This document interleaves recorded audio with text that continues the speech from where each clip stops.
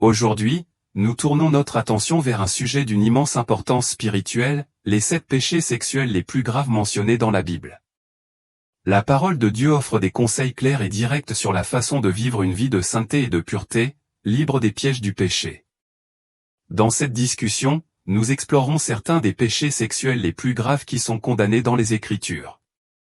En examinant des péchés tels que la luxure et la fornication, nous cherchons à découvrir leur impact plus profond sur notre vie spirituelle et quotidienne. Notre objectif est de nous équiper d'une compréhension de la façon dont ces péchés nous affectent et, plus important encore, de la façon dont nous pouvons protéger notre cœur contre leur adhésion. Au début, l'objectif principal est de réfléchir à ces transgressions sexuelles à la lumière de la vérité biblique. Ce faisant, nous pouvons mieux saisir l'urgence de rechercher la délivrance par le Christ. À travers cette réflexion, nous espérons mettre en lumière les conséquences dévastatrices de ces péchés sur nos vies, ainsi que sur nos relations avec Dieu et les autres. En même temps, notre discussion a pour but d'apporter de l'espoir et des encouragements à ceux qui luttent contre la tentation et le péché sexuel. Il est essentiel de se rappeler qu'en Christ, il y a toujours le pardon, la guérison et la possibilité de renouveau. Ce message n'a pas pour but de juger ou de condamner, mais plutôt de créer un espace pour une réflexion personnelle profonde et une croissance spirituelle.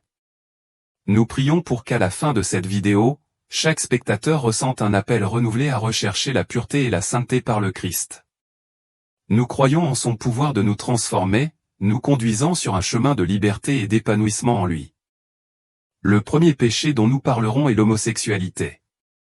Pour aborder cette question d'un point de vue chrétien, il est important de prendre en compte divers facteurs, notamment les passages bibliques qui en parlent et l'appel à la libération par Jésus-Christ. L'homosexualité fait référence à la pratique consistant à avoir des relations sexuelles ou à ressentir une attirance romantique envers des personnes du même sexe.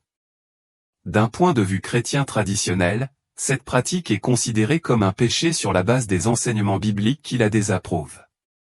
Cependant, notre discussion ne porte pas sur la condamnation, mais sur l'espoir que l'on trouve dans la capacité du Christ à restaurer et à transformer chaque aspect de notre vie. Pour de nombreuses confessions chrétiennes, l'homosexualité est perçue comme une déviation du plan divin pour la sexualité humaine, établie dans le récit de la création dans la Genèse et renforcée dans d'autres passages bibliques. Ces passages condamnent la pratique de l'homosexualité et l'incluent dans les listes de comportements pécheurs. Certains des passages les plus cités sont les suivants. Lévitique 18h22, « Tu ne coucheras pas avec un homme comme on couche avec une femme, c'est une abomination ». Ce verset indique clairement que la pratique d'avoir des relations sexuelles avec des personnes du même sexe est considérée comme une abomination devant Dieu. Cette loi morale a été donnée par Dieu à Moïse pour le peuple d'Israël dans le cadre de la loi de l'Ancien Testament. Romains 26-27 dit ceci, « C'est pourquoi Dieu les a livrés à des passions infâmes. Car leurs femmes ont changé les rapports naturels en des rapports contre nature, et les hommes aussi ont abandonné les rapports naturels avec les femmes, et se sont livrés à des passions les uns pour les autres, commettant homme avec homme des actes infâmes, et recevant en eux-mêmes le salaire que méritait leur égarement. » Dans ce passage, l'apôtre Paul explique comment l'humanité s'est détournée de Dieu et est tombée dans l'idolâtrie et l'immoralité. Le verset souligne comment l'abandon du dessein naturel de la sexualité humaine et le fait de céder à la convoitise ont conduit à des pratiques sexuelles contraires à la volonté de Dieu, y compris l'homosexualité. Il indique également que cette déviation de la sexualité naturelle entraîne des conséquences et le jugement divin. De même, 1 Corinthiens 6, 9 dit, « Ne savez-vous pas que les injustes n'hériteront pas le royaume de Dieu ? Ne vous y trompez pas, ni les impudiques, ni les idolâtres, ni les adultères, ni les homosexuels, ni les voleurs, ni les cupides, ni les ivrognes, ni les outrageux, ni les ravisseurs, n'hériteront le royaume de Dieu. » Dans ce passage, Paul énumère une série de péchés incompatibles avec la vie dans le royaume de Dieu. Parmi eux, il mentionne spécifiquement les impudiques et ceux qui pratiquent l'homosexualité, ce qui est compris comme une condamnation de la pratique homosexuelle. Ce passage souligne l'importance de vivre selon les normes morales établies par Dieu pour ceux qui souhaitent être héritiers du royaume céleste. Ces passages, entre autres, sont utilisés par de nombreux chrétiens pour soutenir l'idée que l'homosexualité est contraire à la volonté de Dieu et constitue un péché. Pour les chrétiens qui ressentent une attirance pour les personnes du même sexe ou qui luttent contre l'homosexualité, la foi en Jésus représente une source d'espoir et de libération. On croit que Jésus-Christ offre le pardon, la rédemption et la transformation à tous ceux qui viennent à lui par la foi. De nombreuses personnes qui ont abandonné l'homosexualité témoignent de la façon dont elles ont trouvé la guérison et l'épanouissement dans leur relation avec Jésus. Rechercher la libération en Jésus implique un engagement envers la transformation spirituelle et émotionnelle, ainsi qu'envers la communauté chrétienne qui apporte soutien, amour et compréhension sur le chemin de la liberté. Par la prière, l'étude des Écritures, le conseil pastoral et la communion chrétienne, nous cherchons à fortifier les personnes qui luttent contre l'homosexualité et à les aider à vivre selon les principes bibliques et le plan de Dieu pour leur vie. Le deuxième péché sexuel est la sensualité. La sensualité fait référence à une inclination excessive vers le plaisir sensoriel, en particulier en ce qui concerne le désir sexuel. Elle implique une obsession ou une complaisance excessive dans les impulsions physiques et émotionnelles au détriment de la maîtrise de soi et de la modération. La sensualité peut se manifester sous diverses formes, comme la provocation sexuelle, l'exhibitionnisme, la promiscuité et la consommation excessive de divertissements à caractère sexuel. La sensualité se caractérise par une concentration désordonnée et déséquilibrée sur la satisfaction des désirs charnels, ce qui peut conduire à des comportements immoraux et destructeurs. En revanche, s'habiller modestement est essentiel pour refléter un cœur et un esprit centrés sur la pureté et la sainteté. Des vêtements modestes protègent non seulement la pureté personnelle, mais témoignent également du respect de la dignité de chaque personne en tant qu'enfant de Dieu. La Bible nous exhorte à nous habiller modestement et décemment, en évitant les vêtements qui peuvent inciter à la tentation sexuelle ou provoquer des désirs impurs chez les autres. 1 Timothée 2, 9-10 dit, de même, les femmes doivent se parer d'une tenue décente, avec pudeur et maîtrise de soi, non pas avec des tresses, de l'or, des perles, ou des ornements somptueux, mais avec ce qui convient à une femme qui fait profession de piété, c'est-à-dire avec de bonnes œuvres.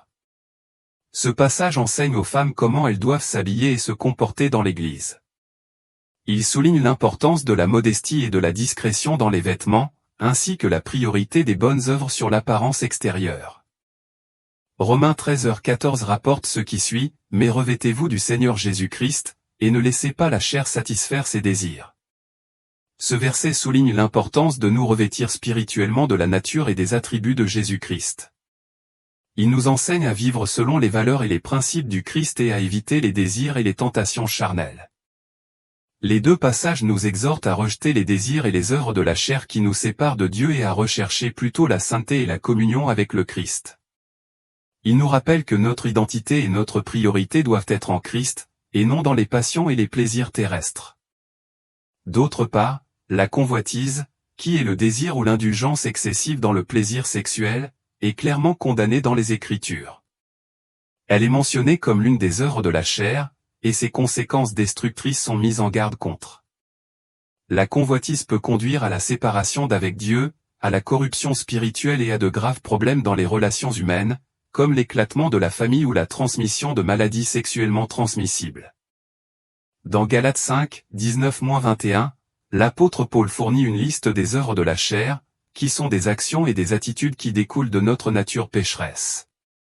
Le passage dit, « Or, les œuvres de la chair sont manifestes, l'impudicité, l'impureté, la débauche, l'idolâtrie, la magie, les inimitiés, les querelles, les jalousies, les animosités, les rivalités, les divisions, l'envie, l'ivrognerie, les excès de table, et les choses semblables. Je vous préviens, comme je vous ai déjà prévenu, que ceux qui commettent de telles choses n'hériteront point du royaume de Dieu. » Paul présente une dichotomie entre les œuvres de la chair et le fruit de l'esprit. Alors que les œuvres de la chair découlent de nos désirs pécheurs et égoïstes, le fruit de l'esprit se manifeste par des vertus telles que l'amour, la joie, la paix, la patience, la bonté, la bienveillance, la fidélité, la douceur et la maîtrise de soi. L'apôtre Paul prévient que ceux qui pratiquent ces œuvres de la chair n'hériteront pas du royaume de Dieu. Cela souligne la gravité du péché et ses conséquences éternelles. Bien que le salut soit par la grâce par la foi en Jésus-Christ, la preuve de la vraie foi se trouve dans la transformation du caractère et le rejet des œuvres de la chair. Ce passage nous appelle à vivre une vie caractérisée par le fruit de l'esprit, plutôt que de céder aux désirs pécheurs de la chair. Cela implique de rejeter les pratiques pécheresses énumérées par Paul et de permettre au Saint-Esprit de nous transformer pour refléter le caractère du Christ. De plus, Jésus a enseigné que le désir sexuel impur peut être aussi grave que l'acte lui-même, soulignant l'importance de la pureté du cœur. Cela renforce l'idée que la lutte contre la convoitise et la sensualité commence dans le cœur et l'esprit, en cultivant des pensées et des désirs purs au lieu de céder aux inclinations pécheresses. Poursuivons avec la vidéo, le troisième péché sexuel est l'adultère. L'adultère est un sujet crucial de l'éthique et de la moralité chrétienne. Sa compréhension détaillée peut aider les croyants à rester fermes dans leur foi et à éviter de tomber dans ce péché. L'adultère transgressif désigne l'infidélité conjugale, c'est-à-dire le fait d'avoir des relations sexuelles en dehors du mariage avec une personne qui n'est pas votre conjoint. Dans la Bible, il est considéré comme un péché grave car il viole l'alliance sacrée entre un homme et une femme, ainsi que l'alliance entre eux et Dieu. L'adultère implique non seulement l'intimité physique, mais aussi la violation de la confiance, de l'engagement et du respect mutuel au sein du mariage. Les conséquences de l'adultère peuvent être profondément douloureuses et dévastatrices pour les personnes impliquées et leurs familles. Parmi les conséquences figurent la destruction de la confiance et de l'intimité dans la relation conjugale, la douleur émotionnelle et psychologique pour le conjoint trahi, la rupture de l'unité familiale, l'atteinte à l'estime de soi et à la réputation des personnes impliquées, ainsi que des ramifications juridiques et sociales potentielles. De plus, l'adultère a également des implications spirituelles. Il sépare les individus de Dieu et de son dessein pour la fidélité et la pureté dans les relations humaines. Il compromet l'intégrité spirituelle et morale des individus, provoquant l'aliénation et la séparation de la communion avec Dieu et de la communauté des croyants. La Bible condamne vigoureusement l'adultère et fournit plusieurs citations qui mettent en garde contre ses dangers et ses conséquences. Par exemple, dans l'Ancien Testament, le 7e commandement déclare « Tu ne commettras point d'adultère » Exode 20h4, établissant clairement l'interdiction de cet acte. Jésus aborde également le sujet dans le Nouveau Testament, enseignant que le simple fait de regarder quelqu'un avec un désir sexuel est déjà un adultère dans le cœur, Matthieu 5, 27-28. Parmi les autres citations bibliques pertinentes qui condamnent l'adultère, on trouve Proverbe 6, 32-33, qui met en garde contre les conséquences destructrices de ce péché. Le passage déclare, « Celui qui commet l'adultère est dépourvu de sens, celui qui le fait se détruit lui-même. Il en résultera des blessures et un déshonneur, et son opprobre ne sera pas effacé. » Hébreux 13h4 met également l'accent sur la pureté sexuelle dans le mariage avec les mots suivants, « Que le mariage soit honoré de tous, et le lit conjugal exempt de souillure, car Dieu jugera les impudiques et les adultères. » Ces citations soulignent la gravité de l'adultère et son incompatibilité avec les valeurs chrétiennes de fidélité, d'engagement et de pureté sexuelle. Le péché d'adultère du roi David est l'un des épisodes les plus connus et les plus tragiques de l'histoire biblique. Il montre les conséquences dévastatrices de céder à la tentation et de s'écarter des voies de Dieu. Le récit se trouve dans le 2e livre de Samuel, chapitre 11. Au moment de cet incident, David était déjà un roi établi et un homme selon le cœur de Dieu, connu pour sa bravoure, sa sagesse et son leadership. Cependant, même les plus forts et les plus justes peuvent tomber dans la tentation s'ils ne gardent pas leur cœur avec diligence. Au printemps, lorsque les rois partaient en guerre, David décida de rester à Jérusalem. Un soir, du toit de son palais, David vit une belle femme se baigner. Elle s'appelait Bathsheba, la femme d'Uri, l'un de ses vaillants guerriers. Au lieu de se détourner et de résister à la tentation, David laissa la luxure dominer son cœur. Il envoya des messagers pour la ramener à son palais. Bathsheba tomba enceinte de leur union. Apprenant cela, David essaya de dissimuler son péché en ordonnant à Uri de revenir du combat et de passer du temps avec sa femme, espérant que l'enfant lui serait attribué. Cependant, Uri, dans un acte de loyauté et d'honneur, refusa de profiter des privilèges de la vie de famille pendant que ses camarades étaient sur le champ de bataille. Face au refus persistant d'Uri, David prit une décision encore plus désespérée. Il ordonna qu'Uri soit placé en première ligne de la bataille, là où les combats étaient les plus acharnés, espérant qu'il mourrait au combat. La stratégie fonctionna, et Uri fut tué, ce qui permit à David d'épouser Bathsheba et de légitimer leur relation. Cependant, malgré ses efforts pour dissimuler son péché, Dieu ne l'ignora pas. Le prophète Nathan confronta David à son péché. Le roi, le cœur brisé, confessa sa transgression et se repentit sincèrement devant Dieu. Bien que Dieu ait pardonné à David, les conséquences de son péché furent graves et durables. L'enfant né de cette relation illicite est mort, et la violence et la discorde se sont emparées de sa famille. Le péché d'adultère de David nous enseigne l'importance de rester vigilant face à la tentation et de nous soumettre à Dieu dans la repentance lorsque nous tombons. Il nous rappelle également qu'aucun péché n'est caché aux yeux de Dieu et que les actions ont des conséquences, même pour ceux qui sont considérés comme grands et justes. Le 4e péché sexuel que la Bible condamne est la fornication. La fornication fait référence à l'activité sexuelle en dehors du mariage. C'est un terme qui englobe les relations sexuelles avant le mariage, les relations sexuelles extra-conjugales et toute forme d'activité sexuelle qui n'entre pas dans le contexte d'un mariage entre un homme et une femme. Cette pratique est considérée comme un péché dans de nombreuses traditions religieuses, y compris le christianisme, car elle va à l'encontre du dessein et du but de Dieu pour la sexualité humaine. La fornication peut avoir diverses conséquences spirituelles, tant pour les individus que pour les communautés. Au niveau personnel, elle peut provoquer des sentiments de culpabilité, de honte et d'éloignement de Dieu. La Bible enseigne que notre corps est le temple du Saint-Esprit, 1 Corinthiens 6, 18-20, donc la fornication souille ce temple et nuit à notre relation avec Dieu.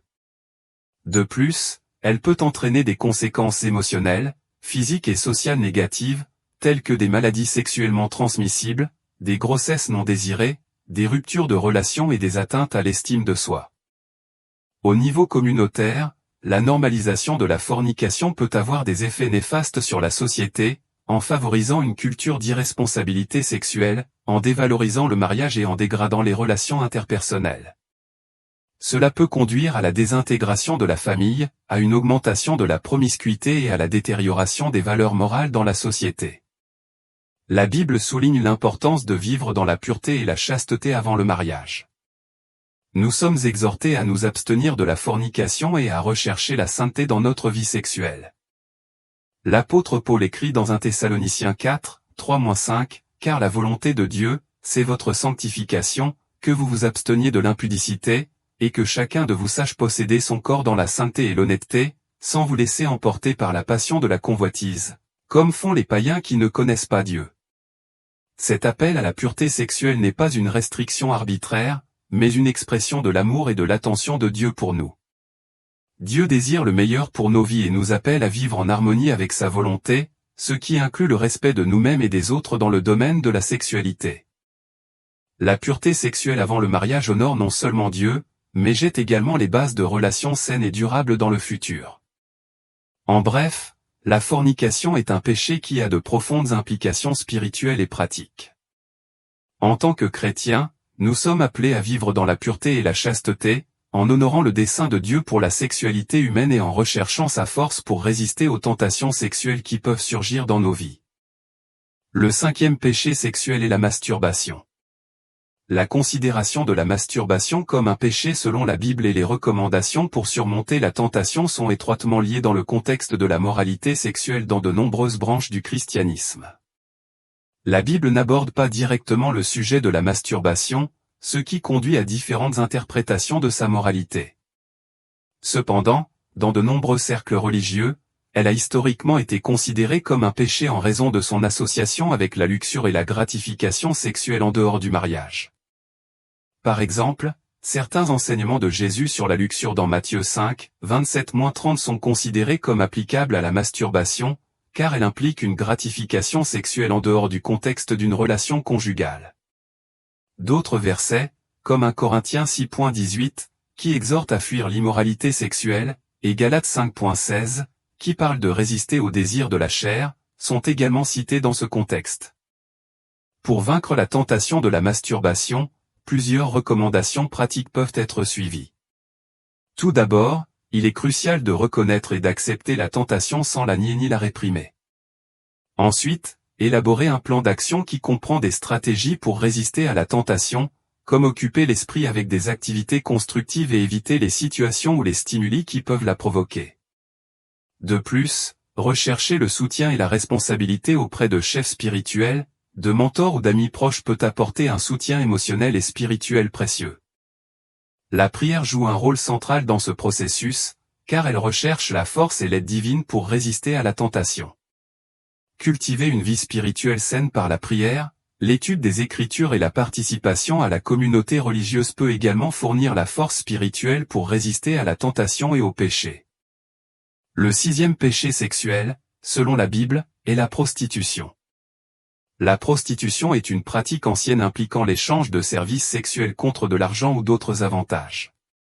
Cette activité peut prendre diverses formes, allant de la prostitution de rue à la prostitution haut de gamme dans des lieux exclusifs. En outre, la prostitution peut inclure le trafic sexuel, où des individus sont contraints ou trompés de participer à des activités sexuelles contre leur gré. La définition de la prostitution varie selon les contextes culturels et juridiques, mais elle implique essentiellement la commercialisation du corps humain à des fins de gain matériel.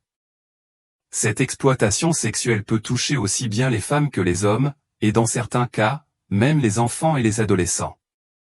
La pornographie, en revanche, est une représentation visuelle ou écrite de matériel sexuellement explicite destiné à exciter sexuellement le spectateur. Bien que la pornographie ne concerne pas directement les personnes prostituées, elle perpétue et normalise souvent l'objectification sexuelle et l'exploitation de la sexualité humaine. La consommation de pornographie peut désensibiliser les individus à la dignité et à la valeur intrinsèque de chaque personne, favorisant une vision déformée des relations humaines et de l'intimité. La Bible condamne clairement la prostitution et la consommation de pornographie. Dans l'Ancien Testament, la prostitution était considérée comme un affront à la moralité et un péché grave aux yeux de Dieu. Par exemple, dans Lévitique 19h29, la prostitution est spécifiquement interdite, tout comme le culte de faux dieux. De même, dans le Nouveau Testament, Jésus a enseigné la pureté sexuelle et condamné toute forme de luxure et de promiscuité. Lévitique 19h29 dans la Bible dit, « Tu ne prostitueras pas ta fille pour la rendre prostituée, de peur que le pays ne tombe dans la prostitution et ne se remplisse de méchanceté. » Il s'agit d'un avertissement clair dans la loi donnée par Dieu à Moïse pour le peuple d'Israël. Ce verset interdit spécifiquement la prostitution des filles, soulignant l'impact moral et social grave que cela aurait sur la communauté si cette pratique était autorisée. La terre est considérée comme souillée et corrompue par l'immoralité sexuelle, ce qui conduirait à la méchanceté et à l'éloignement de Dieu. Cette loi renforce l'importance de la pureté sexuelle et de la sanctification du peuple d'Israël en tant que peuple élu de Dieu. Les conséquences de la prostitution et de la pornographie sont dévastatrices tant au niveau individuel que social. Au niveau personnel, elles peuvent entraîner des dommages émotionnels, des traumatismes psychologiques, des dépendances et des maladies sexuellement transmissibles. Au niveau social, elles contribuent à l'exploitation sexuelle, à la traite des êtres humains, à l'augmentation de la violence sexiste et à la désintégration des relations familiales. Le 7e et dernier péché que nous aborderons dans cette vidéo est l'inceste. L'inceste désigne les relations sexuelles entre proches parents qui sont interdites par la loi ou la morale. La Bible condamne l'inceste dans plusieurs passages, comme dans Lévitique 18h2, où diverses interdictions sexuelles sont énumérées, notamment les contacts sexuels avec des membres proches de la famille. La répugnance à l'égard de l'inceste dans la Bible est basée sur l'idée de maintenir la pureté morale et l'intégrité familiale. Les relations incestueuses peuvent nuire profondément aux relations familiales et déformer l'image de Dieu dans la sexualité humaine. L'inceste peut avoir de graves conséquences physiques et spirituelles. D'un point de vue physique, l'inceste augmente considérablement le risque d'anomalies génétiques et de troubles de santé chez les enfants, car la reproduction entre proches parents augmente la probabilité que des gènes récessifs provoquant des maladies soient hérités. De plus, l'inceste peut provoquer un profond traumatisme psychologique chez la victime et les membres de la famille concernée. D'un point de vue spirituel, l'inceste peut briser la communion avec Dieu et déformer la compréhension de la sainteté du mariage et de la sexualité selon les desseins divins. Lorsque l'on aborde le sujet de l'inceste dans une vidéo, il est important de le faire avec sensibilité et en comprenant la gravité du problème. Plusieurs approches peuvent être envisagées, comme l'exploration des implications éthiques et psychologiques de l'inceste, la discussion sur la façon de prévenir les abus incestueux, la promotion de la guérison chez les personnes touchées et la réflexion sur l'importance de maintenir des limites saines dans les relations familiales. De plus, il est essentiel d'offrir des ressources et un soutien à ceux qui pourraient avoir besoin d'aide pour faire face à ce problème difficile. Voici quelques exemples de personnages bibliques impliqués dans des situations d'inceste. D'abord, Lot et ses filles. Après la destruction de Sodome et Gomorrhe, Lot et ses filles vivaient dans une grotte. Craignant qu'il n'y ait pas d'autres hommes disponibles pour se marier et continuer leur lignée, les filles de Lot ont intoxiqué leur père et ont eu des relations sexuelles avec lui, ce qui a entraîné des grossesses. La tragédie de la situation et les conséquences qui en ont découlé, comme la naissance des enfants de Lot, démontrent la douleur et la confusion qui résultent de la violation des limites morales établies par Dieu. Deuxièmement, Amnon et Tamar. Amnon, le fils de David, était attiré par sa demi-sœur Tamar. Après l'avoir trompée, il la viola. L'histoire montre la douleur et la tragédie qui résultent de l'inceste et du viol, ainsi que les conséquences désastreuses que peut avoir un comportement immoral. Amnon a subi une punition directe pour ses actes lorsqu'il a été tué par son propre frère Absalom pour se venger du viol de Tamar. Cette punition reflète le principe biblique selon lequel, celui qui sème le vent récoltera la tempête, Osée 8h7. Troisièmement, Ruben et Bila. Ruben, le fils de Jacob, a eu des relations sexuelles avec Bila, la concubine de son père. Il faut noter que dans Genèse 49, 3-4, lorsque Jacob bénit ses enfants sur son lit de mort, il mentionne la transgression de Ruben. Bien qu'aucune référence directe à l'inceste ne soit faite, cela peut être interprété comme un déshonneur et une perte de privilège de la part de Ruben. Les Écritures enseignent que Dieu est juste et souverain et que toutes les actions ont des conséquences. Dans de nombreux cas, les conséquences des péchés commis se manifestent par des événements ultérieurs dans la vie des individus ou de leurs descendants. En conclusion, l'essence de l'enseignement chrétien est l'appel à la rédemption et à la transformation par le Christ. La foi en Jésus offre non seulement le pardon des péchés passés, mais promet également un changement profond dans la vie du croyant. Selon la Bible, la foi en Jésus entraîne une nouvelle naissance spirituelle et une transformation par la puissance du Saint-Esprit, comme indiqué dans 2 Corinthiens 5h17. La vie, la mort et la résurrection de Jésus constituent la pierre angulaire de cette transformation. Son sacrifice sur la croix fournit l'expiation pour nos péchés, et sa résurrection nous offre une vie nouvelle et de l'espoir en lui. Les croyants sont encouragés à abandonner leurs anciennes habitudes et à adopter un esprit et un cœur renouvelés, vivant en accord avec la volonté de Dieu, comme le souligne Romains 12h2.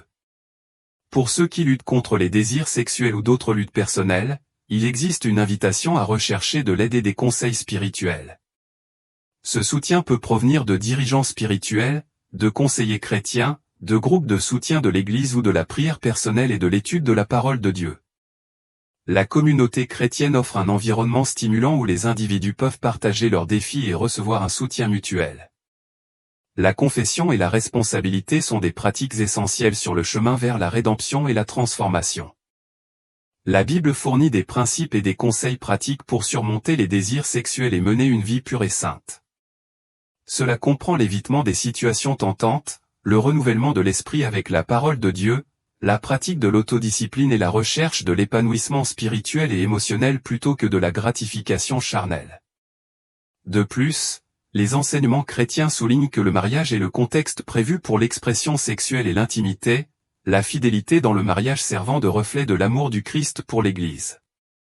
Merci de vous joindre à nous pour explorer les 7 péchés sexuels condamnés par la Bible.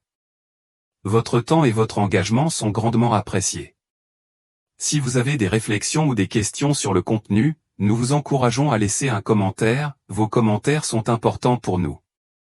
Si vous avez trouvé cette vidéo instructive ou utile, pensez à la partager avec vos amis et votre famille. Nous apprécions votre soutien et nous nous réjouissons de votre participation aux discussions futures. Que Dieu vous bénisse et vous guide toujours. Amen.